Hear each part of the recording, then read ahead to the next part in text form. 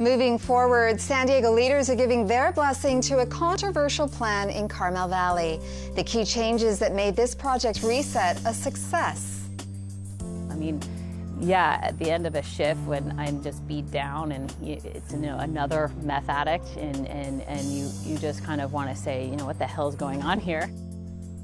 A meth epidemic hitting San Diego where it hurts. The factors behind an addiction wreaking havoc with patients and doctors. There will be people, it's just human nature, who will try to stop you from what you want to do, who will try to slow you down, try to shut you down. And there's no reason that you should sit idly by when that happens.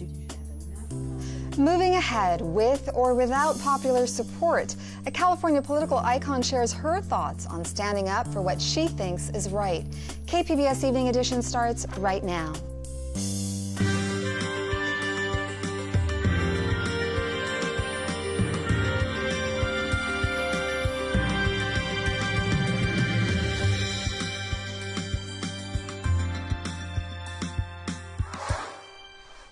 Good evening. Thanks for joining us. I'm Amita Sharma.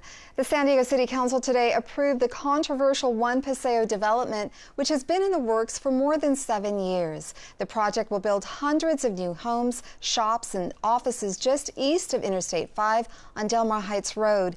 KPBS North County reporter Allison St. John was at the hearing at Golden Hall downtown. There are far fewer people at this hearing today than there were in February of last year when the City Council approved this project 7-2. Then there were hundreds. Today there's only about 100. The opponents to the project last year collected about 60,000 signatures, forcing the City Council to rescind its decision. And the developer, Kilroy, went back to the community and negotiated a new project. It's like a reset project. It's about 40% smaller. And as you can see from the difference of the graphics from last year's proposal, which were much more high profile, and this year the graphics project an image of much more walkable communities, trees, and much lower high rises.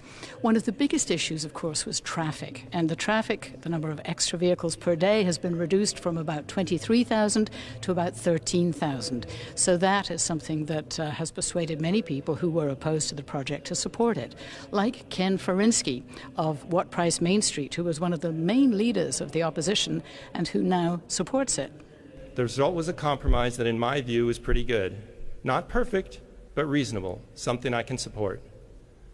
The new project is no longer a regional center, and that's super important. It no longer draws people from 10 miles away. It's now a neighborhood center with appropriate retail and office components.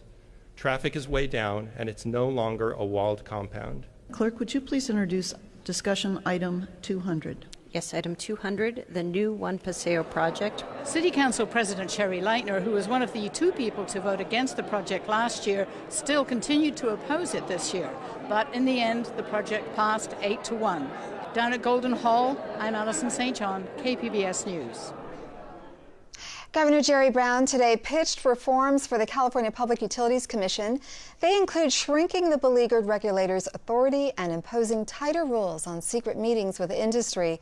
Criticism of the PUC intensified after it was revealed last year that officials met secretly with a Southern California Edison executive in Poland, cutting a deal that left ratepayers with most of the costs for the closing of the San Onofre nuclear power plant. The reforms must be approved by the state legislature. Wall Street took another hit today as investors continue to grapple with the fallout of Britain's vote to leave the European Union. The Dow Jones was down by 260 points. The Standard & Poor's 500 index lost 36 points to 2,000, and the Nasdaq fell 113 points. Traders are bracing for more financial fallout. That's as EU leaders press London to start the complex process of leaving the 28-nation trading bloc. The Supreme Court issued a strong defense of abortion rights today, striking down a Texas law and follow-up regulations that sharply reduce the number of abortion clinics there. The rules required doctors to have admitting privileges at nearby hospitals and forced clinics to meet hospital-like standards for outpatient surgery. By a 5-3 vote, the justices sided with clinics who argued that the regulations were a veiled attempt to make it harder for women to get abortions. Roughly 40 clinics closed after the law took effect. Activists on both sides of the issue gathered outside the Supreme Court this morning. The Supreme Court has sent a clear message to the tactics of politicians who've used underhanded means to shut down abortion clinics. Today, babies lost and their mothers lost. Texas appropriately tried to exercise its authority to protect women, but unfortunately the Supreme Court sided with big abortion. 13 states have similar requirements as Texas, enacted as part of a wave of abortion restrictions that states have imposed in recent years. Others include limits on when in a pregnancy abortions may be performed and the use of drugs that induce abortions without surgical intervention. San Diego County launched a full-court press campaign today to combat sex trafficking. It is dubbed The Ugly Truth. Prosecutors hope by drenching the region with the disturbing facts about how women and children are trafficked, the lucrative industry will abate. Messages about the horrors inflicted on the trafficked will appear on billboards, radio spots, trolley posters, and even elevator and health club video ads. Chief Deputy District Attorney Summer Steffen believes public outreach is the next logical step in combating sex trafficking. So that's why we brought together this campaign in order to get everyone in the community to be part of the team that says no more for San Diego. Because we know that victims don't usually report. So what we need is the community to care enough about this. And how are they going to care if they don't understand the issue? Tiffany Mester, 27, was trafficked 10 years ago. She thinks the campaign will be effective. And it really reaches out to the girls and lets them know that we as a community understand and we want to stop it. San Diego has been classified by the FBI as a high-intensity child prostitution area. A strong quake rattled southern Mexico a few hours ago. There were no reports of injuries or damages. Experts at the U.S. Geological Survey say it had a 5.7 magnitude. The epicenter was in the state of Oaxaca. People felt the quake in Mexico City, about 200 miles away. That's where they all reported seeing tall buildings swaying. The wildfire burning through areas in Lake Isabella is now 40% contained. The fire has grown to about 37,000 acres. CAL FIRE officials say it killed 2 people and destroyed 200 homes in the southern Sierra Nevada. Officials also say a drone interrupted firefighting operations yesterday. All helicopters had to be grounded for 30 minutes. The drone operator was located and detained. San Diego just can't shake its addiction to methamphetamine. In the 1980s, San Diego was known as the meth capital of the world. Since then, the problem has actually gotten worse. Today, the drug kills more San Diegans than ever, and its impacts on hospital emergency rooms and crime are at all-time highs. KPBS health reporter Kenny Goldberg and video journalist Nick McVicker take a look at how the meth epidemic is sending more county residents to the hospital and the morgue. Methamphetamine is dangerous. If you want proof, just go to the county morgue. 262 San Diegans died from meth-related causes in 2014. That's more than the people who died from the flu and homicides combined that year. The last couple years have actually been records for us. We've seen more methamphetamine-related deaths in the last couple of years than we've ever seen in the last 20 years. Dr. Lucas says meth is killing people of all ages. For example, in 2014, our youngest meth-related death was a 17-year-old girl that jumped out of a second-story window while intoxicated with methamphetamine.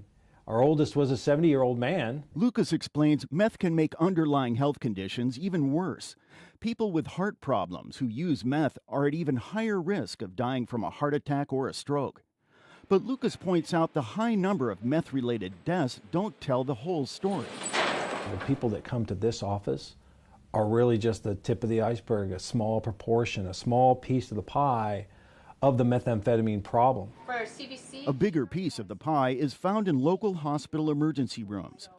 In 2011, there were 3,700 ER visits for meth-related problems. That number jumped to more than 10,000 in 2014. Dr. Danielle Douglas works in the county's busiest ER at Sharp Grossmont Hospital in La Mesa.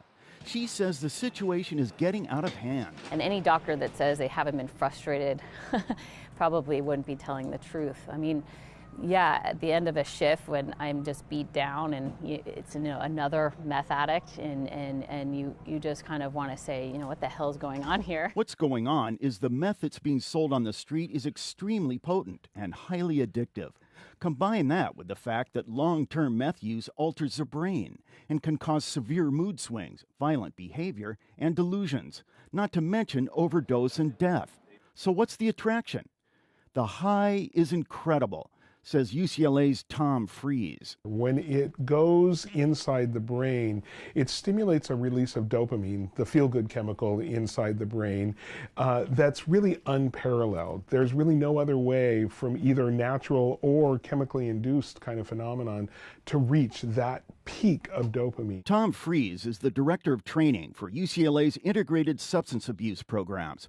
Fries says methamphetamine also affects the serotonin system, another emotional regulator in the brain. He says meth alters a person's inhibitory control. That ability to say, I want to do that, but I'm not going to do that, and to put the brakes on a particular activity, that seems to be damaged as well as part of that overall prefrontal cortex, or the front part of the brain that helps us make good decisions from bad decisions.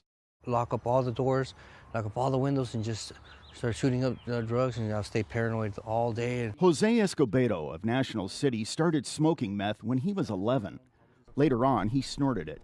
But Escobedo says the best high was when he injected it. Shooting up drugs was like bouncing up and down, like gave me like 10 times more than was smoking. So it was like a new experience, like the new thing that took over my life. Escobedo was addicted to meth for more than 20 years. At his peak, Escobedo shot up 6 times a day. Because I was like one after another. Now it wasn't just to get high, it was just a habit. I just wanted to see it, being drawn to the blood. I just wanted to see it going into my vein. I just wanted to feel, I guess I was chasing that first high when I first shot up. Kenny Goldberg, KPBS News. Tomorrow, we'll find out where the meth on San Diego streets is coming from. We'll also look at the effect of meth abuse on crime.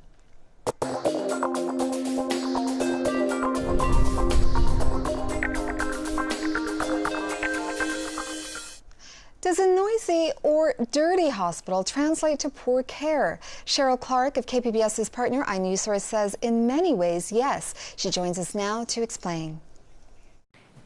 It's a rare patient who enjoys a stay in a hospital, but when the bathroom is dirty, your pain goes untreated, and you feel like you're getting no respect, all that can make a sick person feel a lot worse. That's why hospitals are now getting scored with star ratings, much like hotels, to show how patients rate their experience. There's increasing evidence that a better experience during a hospital stay can actually help patients recover faster. So Medicare is now giving each hospital a star rating based on patients' responses to 11 questions. So Cheryl, how do San Diego's hospitals do? Well, unfortunately, we're not doing that well. None of the 15 hospitals got 5 stars. Only 3 got 4 stars, Sharp Memorial, Scripps Green, and Sharp Coronado. The rest got just 3 stars, indicating lots of room for improvement. And 2 hospitals, Tri-City Medical Center and Alvarado Hospital, each got just 2 stars. Who conducts these surveys? Well, patients are surveyed after their discharge by an independent company that sends results back to Medicare. And the results are all posted on the website Hospital Compare. And what happens to hospitals that score low? Well, it can cost them as much as 50 cents for every $100 in Medicare reimbursement. And because hospitals have low margins, that can be a tough cut. Cheryl Clark with iNewsSource, thank you. You can read the full story and see how other hospitals are scored at iNewsSource.org. California Governor Jerry Brown has signed off on a state budget today that uses some of the state's revenue surplus to boost assistance for the poor and sends more money to universities. But the $122 billion spending plan also boosts the state's rainy day fund and uses cash instead of debt for building maintenance and construction. Looks like another hot day in San Diego tomorrow, but temperatures are expected to cool down later this week. Larissa Abreu has the forecast. Happy Monday, and thank you so much for joining me. I'm Larissa Abreu here with a look at your local forecast. Conditions across the southwest region have been very warm, and we're going to continue with this intense heat over the next few days across the southwest. Here's a look at satellite and radar. What we have going on is an area of high pressure that is centered over the region, and that's pumping up lots of heat and humidity. So for the next few days, temperatures will be above average, so keep that in mind as you continue to make these weekly plans. As I want to point out some of this moisture that's creeping in from Mexico across southern California back towards southern Arizona as well. Some of those showers will be pretty light in nature, but even so, they are enough to cause minor troubles, especially as we head further inland and away from the San Diego area. So folks traveling for today, this is something to note that we will see spotty shower activity, especially as we continue into the evening hours. But by late tonight, conditions will be settling down. It should turn out mostly cloudy out there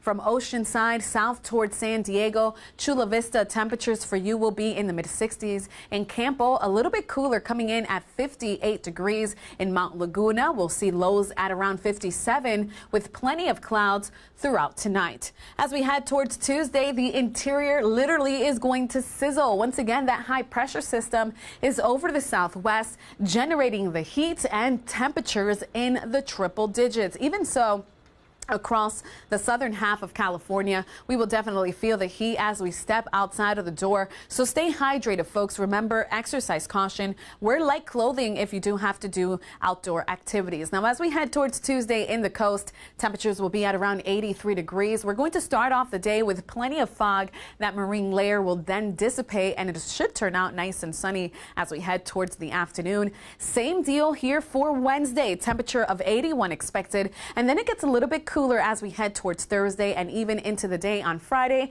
That trend set to continue into the weekend. So it looks nice here as we head towards the weekend. Further inland, your 5-day outlook not looking too bad with sunshine and some clouds here. By Tuesday afternoon, we're at 82 degrees, 81 Wednesday, and then cooler for the second half of the weekend. Temperature of 76 expected as we head towards Thursday afternoon, 74 Friday, and then 73 degrees kicking off the start of the weekend with ample sunshine throughout the day. Here's a look at the next 5 days over the mountain. Temperatures here sizzling. We're at 92 degrees Tuesday afternoon. Not as warm as we head towards Wednesday. Still lots of sunny spells throughout the day. 89 will be your high Thursday with plenty of sunshine as we kick off the second half of the work week. And then the sizzle continues here across the desert. We're talking about the next 5 days with triple-digit heat. The hottest day looking to be Tuesday, so remember, stay hydrated and exercise caution. Larissa Abreu, KPBS News. One of the most powerful senators on Capitol Hill is getting ready to retire after 24 years of service. During our one-on-one interview, Barbara Boxer looked back at changes in politics from the year she was elected to office to this campaign season, when voters are likely to see Hillary Clinton leading the Democratic presidential ticket. We wanted to know what changed the perception of women in politics and why did it take so long? Well, I don't think it's perception. I think it's reality. I think when I ran for the Senate, there were 2 women out of 100. Then we went to 6. Now we're at 20. And I have to say that the women from both parties have proven themselves to be equal to the men. Some people think we may even be a little bit better at getting things done. So I think people were afraid at first. I know when I ran, they said, oh my God, 2 women? How could this be? But they trusted us and they gave us the opportunity. We became the first 2, Diane and I, to ever represent any state in the Senate. And then a couple other states followed. Because I think we've done our job and we care and we've been effective. I think it's helped. House Democrats staged a sit-in this week over gun legislation. The Senate failed to pass 4 measures that would limit gun sales. We've had Newtown, we've had San Bernardino, we've had Orlando. What is it going to take to get tighter gun laws in this country? Well, the better news is we had another opportunity to vote for a bipartisan bill by Sue Collins to say if you're on the terror watch list, you can't get a gun. That was good. And I think that the sit-in that was led by John Lewis and others in the House really brought attention to it. So to answer your question, what does it take? It may take something extraordinary like what the House members did, and in my side of the Capitol, the Senate did have a filibuster led by Chris Murphy. So I think it does take extraordinary measures to say, pay attention to this. We're not going to solve every problem in the world. And we know people have a right to bear arms, but there is a way to have some common sense laws that make sure that people who shouldn't have a weapon get a weapon, such as terrorists, such as people who have mental problems. Senator Boxer, you were deeply praised in these parts back in 2013 when you called for a criminal investigation into what Southern California Edison knew about the faulty equipment before it was installed at San Onofre Nuclear Power Plant and sprung a radioactive leak. You were the only elected leader in the state of California who called for that investigation, and not one elected leader, at least publicly, stood by you. What do you think of that? Why is that? Well, I write in The Art of Tough that you do what you think is right. You don't wait to see if you're popular. You know, I stood against the Iraq War, I stood against the Defense of Marriage Act, I stood against Don't Ask, Don't Tell. I stood alone once in objecting to the election rules that were operating in Ohio. So I think it just takes a certain confidence and a certain toughness to do it. Did it bother you that nobody stood by you in that call? No, because I knew a little bit more than most people. I knew that the fact was that it appeared to me that they were going ahead with a modification which wasn't really safe. We don't know whether that's true or not, whether they knew or not, but I thought it was worth looking into it. So, as far as we can tell, based on the public record, that federal investigation did not happen. State regulators cut short their investigation, and now ratepayers have been stuck with a $3 billion bill. State Attorney General Kamala Harris, who seeks to replace you in the U.S. Senate, has let the statute of limitations run out on a key charge in her investigation of this matter. Where can ratepayers, where can consumers get accountability? This has to do with state politics. You know, what I did was to make sure, because we oversee the Nuclear Regulatory Commission, that the plant was safe when I believed it was no longer safe. After all, it's an earthquake zone, it's in a tsunami zone, and then they had this modification that didn't work. My job was to say, do not allow them to reopen. They did not reopen. As far as what happens to ratepayers, I feel in my heart it's not the ratepayers' fault in any way, shape, or form. I do not have the authority to comment on that or to do anything about that. But I would urge ratepayers to work through their state elected representatives. The plan is to bury the waste from San Onofre Nuclear Power Plant near the shoreline. Is that a good idea? We are looking over the decommissioning. There has been no final decision made, and we're holding hearings on that. I want to switch gears to what your plans are after you retire from the Senate. Well, I can't detail everything because you're not supposed to until you're really out of the Senate, so I certainly will be speaking more about it, but I intend to continue my work on the issues that I love, you know, working for equal rights for women, making sure children have after-school care, making sure that we breathe clean air, drink clean water, we're not worried about some kind of nuclear fallout from a nuclear power plant, all the things I've really kind of devoted my life to. Working for a peaceful world, one in which people can get good jobs. So there's so many things. We have to make sure we fight the ravages of climate change. So I'm still filled with ideas. I'm not in any way sour on, you know, continuing my work. It'll just be in a different way. You know, I may give speeches, I may teach, I may have a radio show. I don't know, maybe I'll do what you do. I don't know, but it's all out there for me. I'm the mother of a 13-year-old. You've accomplished so much in your life.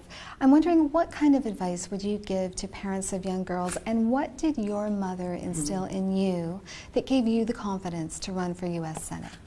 Well, in the book, what I basically say, when I sat down to write my memoir, I had no real memory that it was my mother who had given me all these rules of the art of tough.